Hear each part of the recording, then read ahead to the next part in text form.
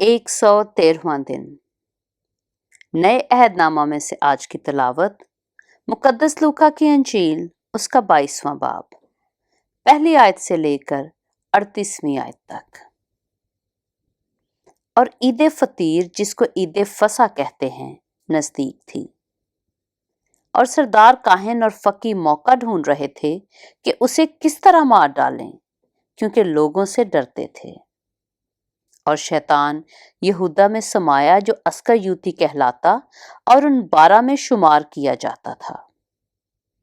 उसने जाकर सरदार काहिनों और सिपाहियों के सरदारों से मशवरा किया कि उसको किस तरह उनके हवाला करे। वो खुश हुए और उसे रुपए देने का इकरार किया। उसने मान लिया और मौका ढूंढने लगा कि उसे बगैर हंगामा उनके हवाला कर दे। और ईद फतीर का दिन आया, जिसमें फसा ज़बह करना फर्ज था। और यसू ने पतरस और यूहन्ना को ये कहकर भेजा कि जाकर हमारे खाने के लिए फसा तैयार करो। उन्होंने उससे कहा, तू कहाँ चाहता है कि हम तैयार करें? उसने उनसे कहा, देखो, शहर में दाखिल होते ही तुम्हें एक आदमी पानी का घड़ा लिए हुए मिलेगा। जिस घर में वो जाए उसके पीछे चले जाना और घर के मालिक से कहना कि उस्ताद तुझसे कहता है, वो मेहमान खाना कहाँ है जिसमें मैं अपने शागिर्दों के साथ फसा खाऊं। वो तुम्हें एक बड़ा पाला खाना आरास्ता किया हुआ दिखाएगा, वहीं तैयारी करना। उन्होंने जाकर जैसा उसने उनसे कहा था वैसा ही पाया और फसा तैयार किया। जब वक्त हो गया तो वो खाना खाने बैठा और रसूल उसके साथ बैठे। उसने उनसे कहा, मुझे बड़ी आरजू थी कि दुख सहने से पहले ये फसा तुम्हारे साथ खाऊं, क्योंकि मैं तुमसे कहता हूं कि उसे कभी ना खाऊंगा जब तक वो खुदा की बादशाही में पूरा ना हो। फिर उसने प्याला लेकर शुक्र किया और कहा कि इसको लेकर आपस में बांट लो, क्योंकि मैं तुमसे कहता हूं कि अंगूर का शीरा अब से कभी ना पीऊंगा जब तक खुदा की बादशाही ना आ ले। फिर उसने रोटी ली और शुक्र करके तोड़ी और ये कहकर उनको दी कि ये मेरा बदन है जो तुम्हारे वास्ते दिया जाता है। मेरी यादगारी के लिए यही किया करो। और इसी तरह खाने के बाद प्याला ये कहकर दिया कि ये प्याला मेरे उस खून में नया अहद है जो तुम्हारे वास्ते बहाया जाता है।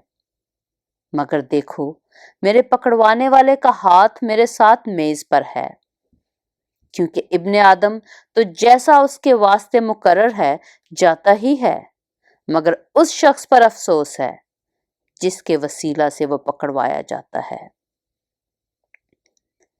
इस पर वो आपस में पूछने लगे कि हम में से कौन है जो ये काम करेगा। और उनमें ये तकरार भी हुई कि हम में से कौन बड़ा समझा जाता है। उसने उनसे कहा कि गैर कौमों के बादशाह उन पर हुकूमत चलाते हैं और जो उन पर इख्तियार रखते हैं खुदावंदे नेमत कहलाते हैं। मगर तुम ऐसे ना होना, बल्कि जो तुम में बड़ा है वो छोटे की मानद, और जो सरदार है वो खिदमत करने वाले की मानद बने। क्योंकि बड़ा कौन है, वो जो खाना खाने बैठा या वो जो खिदमत करता है? क्या वो नहीं जो खाना खाने बैठा है? लेकिन मैं तुम्हारे दरमियान खिदमत करने वाले की मानद हूं। मगर तुम वो हो जो मेरी आजमाइशों में बराबर मेरे साथ रहे।